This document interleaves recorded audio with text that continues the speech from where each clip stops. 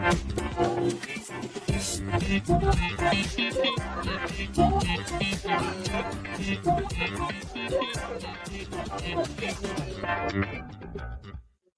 to another episode of Self-Love for Everyday Superheroes.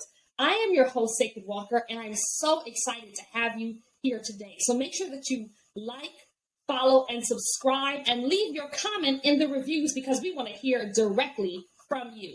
So today's show is super duper important. We're going to be talking about the topic of what does it look like to spring clean your brain. And what you see here is we have this amazing guest that we're going to introduce in a moment. But first, we're going to talk about if we are looking at visionary leaders. Oftentimes, visionary leaders struggle with this topic of how are they letting others down or how are they letting themselves down? And so we're going to be looking at two areas. Maybe a conversation that you need to have with your inner child, maybe some advice to give yourself. We're going to be looking at hardwired barriers to self-forgiveness, and then we're going to get a chance to get to know Diann a little bit better. So before we jump in and invite in Diann into the conversation, we just want to remind everyone who's joining that this show is here for educational purposes. So if you want to have a deeper dive into getting some deeper support, you can see information on the contact below. Make sure that you tune in and stay until the very end because we're going to be having some gem droppers shortly. So I just want to take a moment to say, what do we love about Diann? We love that one of her favorite colors is orange. And according to her, orange is one of the strengths of spontaneity, generosity, optimism, eager, and boldness, right? And so she describes herself from this place of excitement and freedom to act. And so we're so excited to have you on our show, welcoming you as an everyday superhero and giving you an opportunity now to be in bold conversation together with not only you and I, but also periodically we're going to pause, check into the chat to see what people have to say and be able to engage our audience in real time. So everyone, please join me in giving a round of applause for Diann.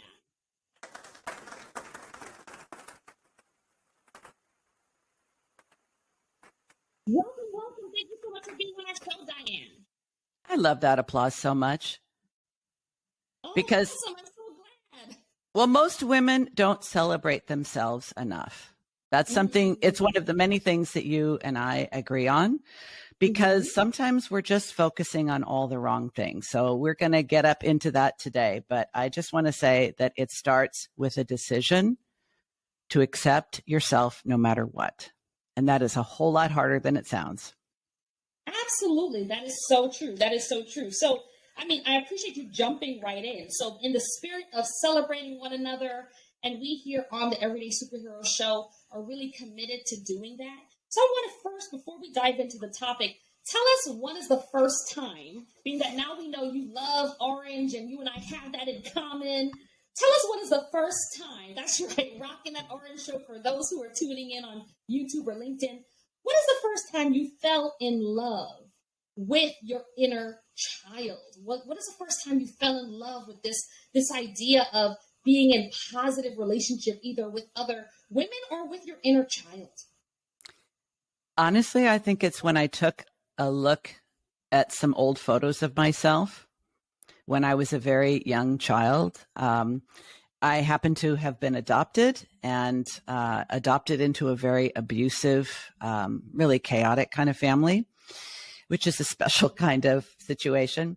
But I saw some old photos of myself and I realized just how shell-shocked I was, how intimidated I was, how afraid and unsafe I felt.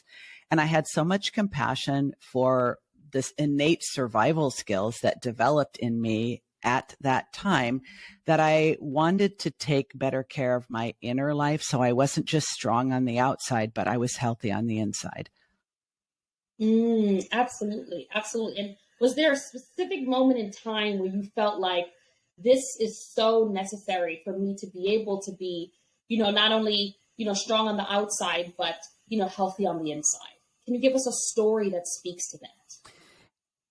I had a previous career. I'm in my third career as an executive coach. My first career was in medical sales. And my kids were very young at the time. I was spending a lot of time on the road. And my oldest son had been diagnosed with ADHD. So in true form, I became obsessed with the topic. I did a deep dive. I started learning so much about it. And as a result of learning so much about that, I realized that this is a vulnerable child. This is a child who has special needs. I was a child who had special needs, but nobody noticed it or knew it. And I certainly didn't know it. So I think it really started to develop from me as a mother, and just very naturally understanding that my child needed to not only be nurtured and cared for, but protected in a way that I hadn't been. And I think that I have 3 children now, but he was my first. And in his young childhood years is when I started to realize I still have a little child inside of me, and she still has needs that have never been met. So I'm going to raise us both at the same time. I love that. I love that. So if we just take a moment now to take that in, the power of acknowledging when you have to come in and lovingly parent your inner child, right? That there can be some gifts in that. And it sounds like that ties so beautifully into our subject for today is, are we parenting our inner child from that loving place? Or is that loving place still scolding versus holding? Let's really kind of look into that. So just for a moment, I want us to pause and look into the chat to see, how people are responding. I want to hear from you and take a moment just to acknowledge those who are interacting with us. Perfect. So thank you so much for sharing that. So if you're a frequenter of the show, I know you've heard us talk a lot about some big subjects. So as we go in, if you are feeling like you can relate to some of these subjects, you can reach out, comment, message below, let us know, but just take deep breaths in and out as we navigate some tender areas as we move forward. Okay, so in the spirit of creating unlocking unstoppable love in us, tell us a little bit about what it is that, you feel you uniquely bring to this subject matter. When we talk about rewiring our brain and parenting ourselves differently, can you tell us a little bit about your background? Yeah, absolutely. So as I mentioned, I grew up in an adoptive abusive household. And I think in the 4th grade, I was identified as gifted. I also had a learning disability that was not identified at that time. And many years later, I was also identified with ADHD. But one thing was clear. I was very eager to learn. I was very curious. I was very high energy. But I had what I would now call scatter skills. So I was really strong in some areas and very weak in other areas. In other words, I did not conform to the norm. I didn't fit neatly in anyone's box. I wasn't either a super, super strong, smart kid who had all the abilities, and I wasn't a kid who belonged in special ed either. I was kind of one foot in both camps.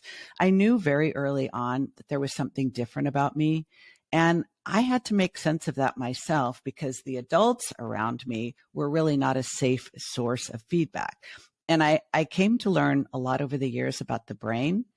And I now think of the very young child brain, like 0 to 7.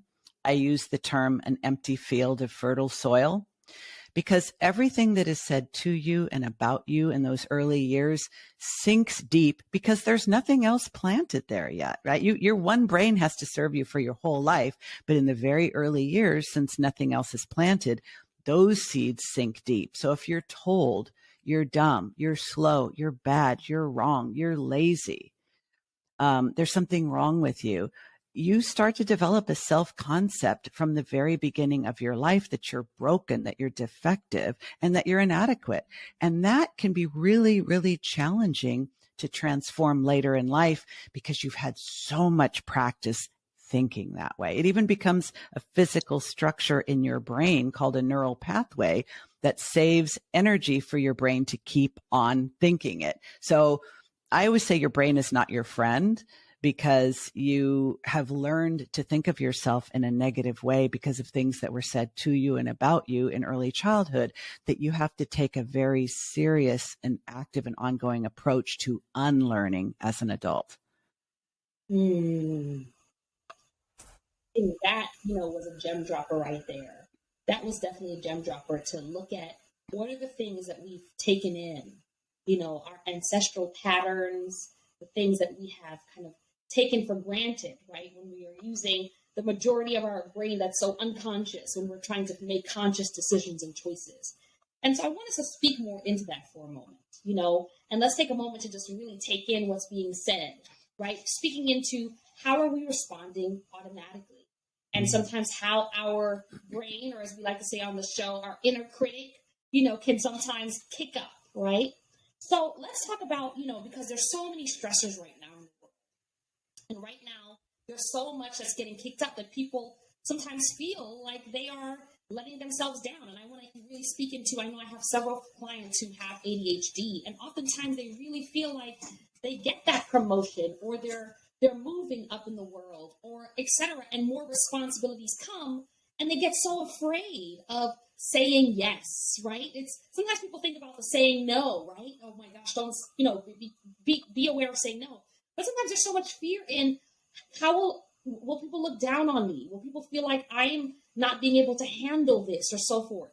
So what is something that you would speak into as a tool or a tip for someone who is either divergent, or struggling with ADHD, or maybe learned as an adult that they have ADHD, for example, and they're feeling like, they just are having a hard time forgiving themselves when they feel like their world feels topsy-turvy? What would you tell to them?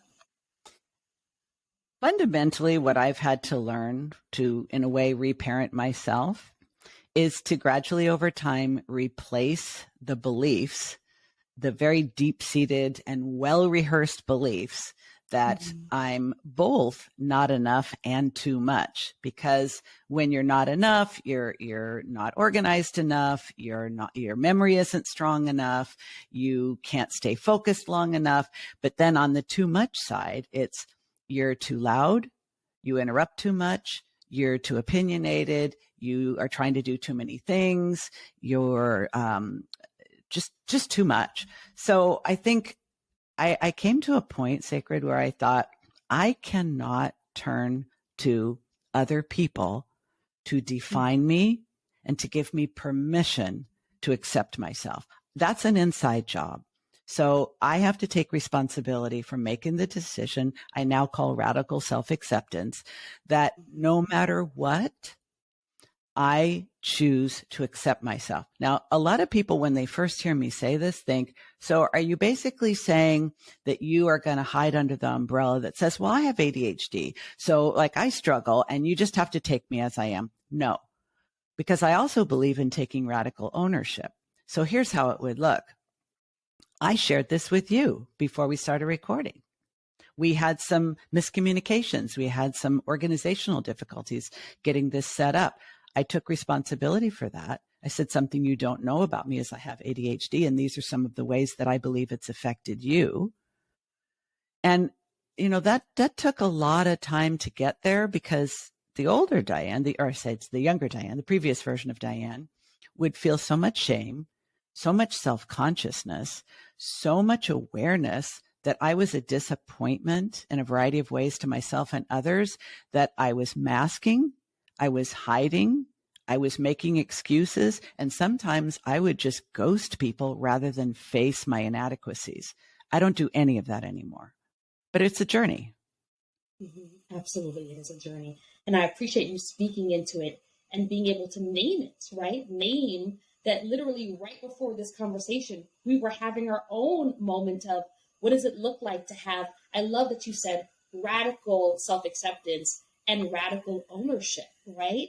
And in the midst of that, being able to look at, what we call like here, disappointophobia, when you feel like, oh my goodness, so many people I know feel like they immediately want to run away when they've let someone down. And for you to be able to show up and say, hey, let's talk it through, and we're going to have an amazing, excuse my French, but badass conversation today, being able to speak into that, and being that, I want to match your vulnerability with vulnerability. I was also naming on the other side of that for me, as someone with my inner child that grew up feeling very isolated and didn't really have a lot of people that got my quirky, loving, big-hearted, playful ways, that oftentimes I would respond with going, oh my gosh, is that person not seeing me, right? Because I had to learn to see myself. Yes. And so sometimes I have to tell my inner child, be curious before climbing up, right? I've got to go back, say my inner child, be curious before climbing up so that I can stay connected. And then if I need to protect myself, that's different, right? Being that dance between like protecting self and clamming up, right? Like that's a different move. So I love the fact that we're speaking into how people sometimes respond. And so maybe you can tell me a little bit more about, what is a way that you serve others, that when we're navigating these kinds of conversations, right?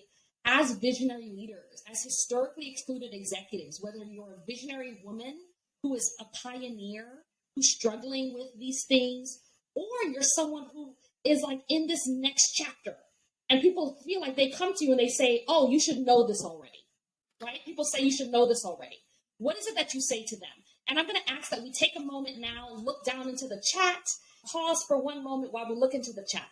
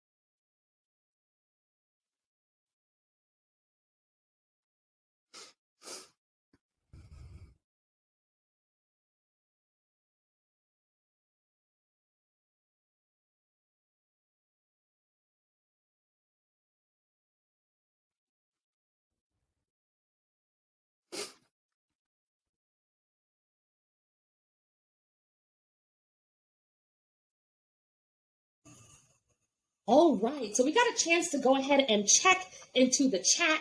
So jumping right back into our conversation, because I really value your time and the time that we have here together. So just jumping back in, what is a tip that you would give to a visionary woman or a leader who's saying that they're on the journey of this and they're ready to be able to have that bridge of radical ownership, balancing that with radical acceptance when they're feeling those triggers pop up, or when they're feeling like they're really ready to spring clean their brain? What is it that you have to share? Well, affirmations are not new. We've heard about them. Some of us have used them on and off for decades. I like sharing with my clients a particular type of affirmations among many things that we do, but I like this because this is free and anyone listening now can go grab this and start using it today. There's an app called Think Up. It's a little orange app with a little sprig of white something on it. What I love about this particular affirmations app is that you record affirmations in your own voice. Now, you can also add nature sounds, background music, whatever you want, and they have many, many suggestions for where you can start, or you can create them from scratch. Usually people, and most women, because we have this internalized rejection of ourselves instead of acceptance, I find when I tell my clients, okay, I want you to set up this app and I want you to record your first 4 affirmations. And I say, and you're not allowed to re-record more than 3 times each. Because as soon as we start to record, I don't like the way my voice sounds. I don't like the way that turned out. That one doesn't sound right. So I say, okay, I want you to just practice. See if you can just do it on 1 take or 3 takes at the most, and just pay attention to the thoughts that you're thinking about yourself and what you're telling yourself is necessary that makes you want to re-record, because that's exactly the source of the problem. 1, we're always thinking, and that means we're always talking to ourselves.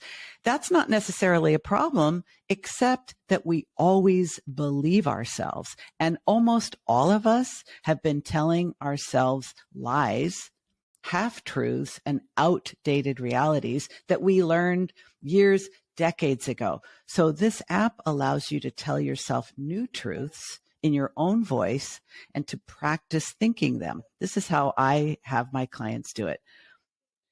We can take several different areas. They can all be one area of their life. It could be personal, could be relational, could be career. But in the morning, while you're getting ready, while you're doing your hair, while you're doing your makeup, while you're making breakfast, feeding the dogs, whatever your morning routine is, just have it playing on your phone in the background. and do the same at night in your getting ready for bed routine. Almost like subliminal influencing, where you're listening to your own voice talking to you in a kind, nurturing, loving, respectful, empowering, and accepting way. And the reason why it's so important that it's your voice, because there's lots of other apps out there where you can have some random person saying, whispering sweet nothings in your ear.